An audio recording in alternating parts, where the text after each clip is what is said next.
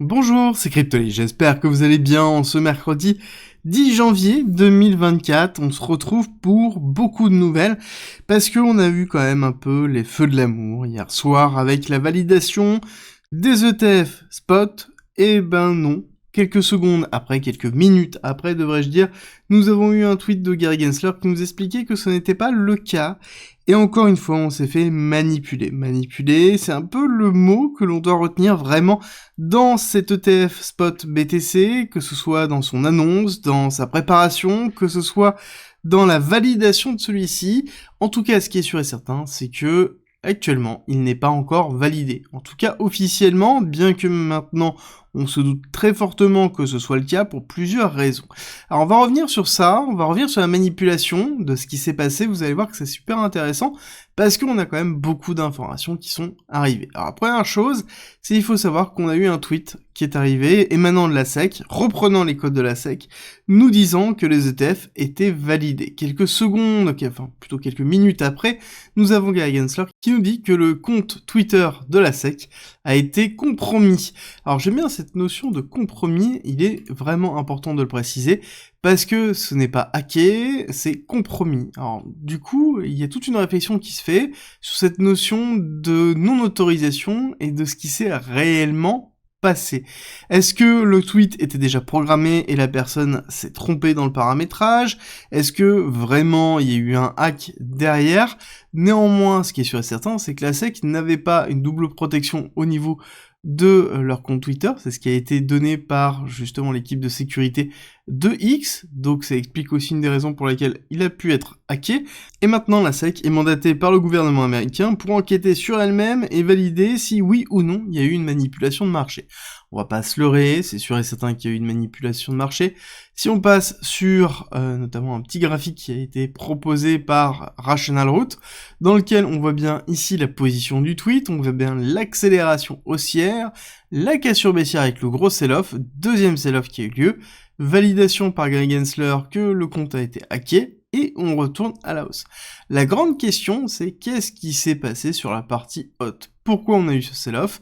Et là, c'est la grosse question. Est-ce qu'on a eu vraiment une manipulation de marché pour aller chercher la partie haute, pour ensuite entraîner un sell-off, pour ensuite racheter sur la partie basse? C'est la grande question que tout le monde se pose, parce que, dans tous les cas, ça nous rappelle l'annonce de validation des ETF spot qui avait eu lieu en octobre, dans lequel on a eu une énorme accélération, qui avait retracé, mais qui avait donné en fait l'impulsion nécessaire pour faire la rupture des 32 000, et qui nous a donné BTC maintenant dans les alentours de 45-46 000.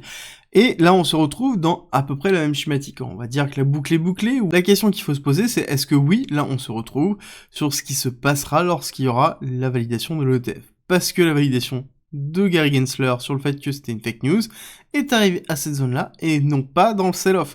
Est-ce qu'on va avoir un sell-off? C'est la grosse question. Est-ce qu'on va avoir le sell the news qui est attendu par maintenant quelques spécialistes, ou est-ce qu'on va avoir uniquement des bougies vertes d'acceptation et d'accélération? On sera fixé très rapidement étant donné qu'il y reste que quelques heures avant la validation définitive des ETF, ou en tout cas le refus d'un ETF et le report d'autres ETF, ou la validation de tous les ETF.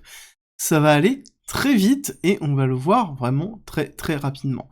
On va revenir sur l'article de Arthur Hayes qui nous offre en fait une vision au niveau de la crypto et au niveau de la macro qui est plutôt intéressante. Vous avez été nombreux à me demander de revenir sur ça. À savoir que Arthur Hayes, pour ceux qui ne connaissent pas, c'est quelqu'un qui est très influent dans le domaine de la crypto et qui a toujours une bonne vision sur la macroéconomie d'ordre général, malgré le fait qu'il a un petit côté illuminé dans certains cas.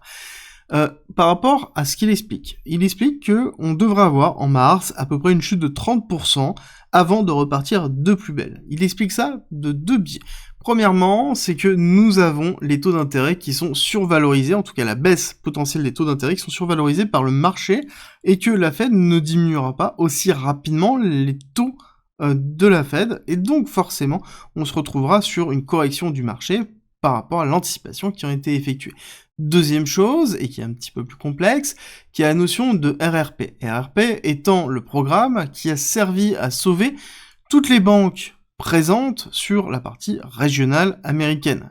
On se rappelle qu'en mars 2023 et premier trimestre et deuxième trimestre 2023, on a eu une grosse problématique sur les bancaires américaines, et notamment les bancaires régionales. Et ce qui a sauvé les fesses du domaine bancaire américain, c'est justement ce programme-là, dans lequel on a fait des prêts déguisés aux différentes banques pour pouvoir les maintenir. La question, c'est une fois que ce fonds est terminé, normalement, on est censé arrêter, les banques sont censées rembourser le prêt qui a été effectué.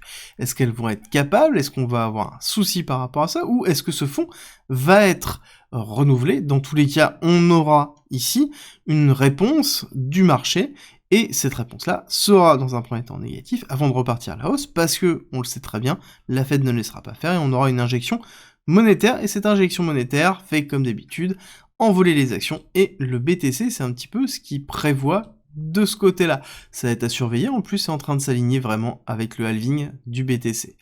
Dans la partie macroéconomie, on voit bien justement que plusieurs analystes sont en train de tirer la sonnette d'alarme sur le fait que la Fed ne réduira pas les taux d'intérêt cette année.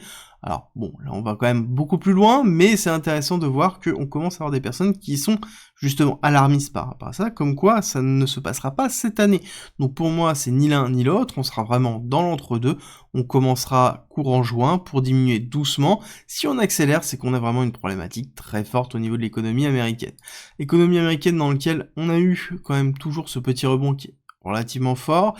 J'attends vraiment un retracement ici dans les 4600.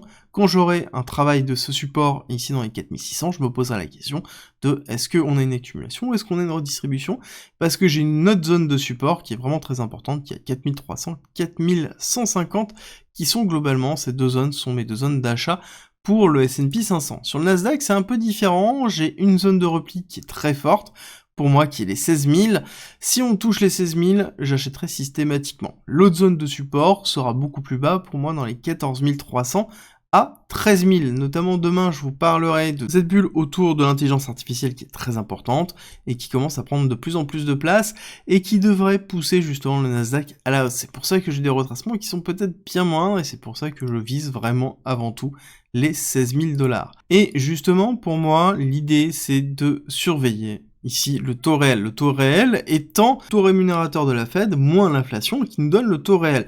Là actuellement on est à 1,25, donc c'est-à-dire qu'on dégage 1,25% de profit malgré l'inflation sur le fait de placer son argent sur des bons au trésor américain. Ça sous-entend qu'on a du rendement qui est gratuit, qui est offert et qui est 100% safe. On rappelle que c'est les bons au trésor américain qui est considéré comme l'actif le moins risqué au monde. Et donc, ça veut dire que les actionnaires et les hedge funds et les fonds d'investissement n'ont pas besoin d'aller chercher du risque pour chercher du rendement, étant donné qu'ils l'ont gratuitement. La question va être quand est-ce qu'on va retourner à zéro, voire même en négatif, dans lequel les personnes sont obligées d'aller chercher du risque pour aller chercher du rendement. Et là-dessus, il y a deux possibilités. Soit on a le taux au trésor américain qui diminue, soit on a une augmentation de l'inflation. L'augmentation de l'inflation, c'est quand même peu de chance, malgré tout ce qui est en train de se passer, donc ça va être plus une diminution des taux de la Fed, et si on commence uniquement à diminuer en juin, ça veut dire qu'on retournera à zéro certainement durant la période fin 2024, donc Q4 2024, qui correspondrait potentiellement à un retour des liquidités à travers les outils financiers vers du risque, donc c'est-à-dire vers les actions et vers le BTC, et notamment son ETF Bitcoin qui sera validé d'ici là, dans lequel on n'aura plus de fake news. Du coup, où on se trouve au niveau de BTC? On est revenu là où on était, 46 190. Ce qui est intéressant de voir, c'est qu'on regagne de la volatilité en effet. Alors on s'attendait pas à autant de volatilité, ou en tout cas pour des mauvaises raisons. Et quand on regarde l'accélération haussière, on voit bien qu'on est allé chercher une partie de liquidité au-dessus de 48 500, si j'ai pas de bêtises, oui c'est ça, 48 490, avant de se retourner et d'aller liquider toutes les personnes en bas. Bon, on va pas se leurrer, cette accélération baissière a fait très très mal, et quand on regarde la dominance, on voit qu'on n'a pas cassé à la hausse. La dominance a été relativement partielle. On a eu une partie qui a été cannibalisée par Total 3, donc c'est-à-dire la totalité des cryptos en dehors de BTC et Ethereum. Mais ce qui est vraiment important de voir, c'est que malgré l'accélération haussière, on n'a pas eu de funding rate qui s'est positionné. D'accord, on n'a pas eu de réaction ou de surréaction du marché par rapport à ce qui s'est passé. Ça sous-entend aussi qu'il y a un grand risque que le pricing soit effectué et qu'on soit bien dans un sell the news. Dans tous les cas, on aura la réponse aujourd'hui.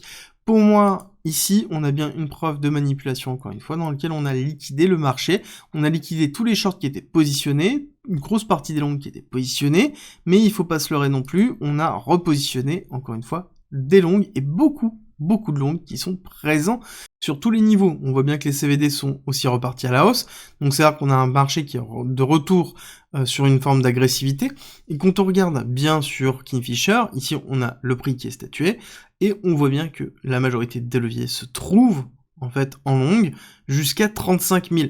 Sur les shorts, à côté, il y a quasiment rien. Ça veut dire qu'il n'y a pas de positionnement, ici, agressif en short. La question qu'il va falloir se poser, c'est est-ce qu'on va avoir ici un long squeeze avec une série de liquidations dans un setup de sell the news, ou est-ce qu'on va se retrouver sur une accélération haussière qui ne va pas être du coup alimentée par ici un short squeeze, parce qu'on a très peu de shorts, en tout cas il y a très peu de personnes qui sont agressifs en termes de short, donc ça veut dire qu'on devra avoir une injection de liquidité sur le marché par les institutionnels qui devraient commencer jeudi, vendredi, c'est les différentes nouvelles que l'on a, si jamais c'est validé bien aujourd'hui, les ETF seront à disposition dès jeudi et dès vendredi, donc ça veut dire qu'on devrait avoir une réaction haussière agressive au niveau du cours. Ce sera tout pour cette quotidienne, j'espère que ça vous a plu. Si c'est le cas, n'oubliez pas de me laisser un like et un commentaire, ça soutient le travail que j'effectue. Et nous, on se retrouve tout à l'heure pour parler du Solana, et je vous invite en commentaire à sélectionner les prochaines cryptos qui seront analysées, dans lequel vous avez la liste ici en orange: Coty, CQT, CRV, Flow, DRC, Dusk, Quantum, TRB, ZIL, STX, RSR, CAS, WU, HNT, PIT, Alephium, ça je l'ai déjà fait, BOO, SEI ou SUI.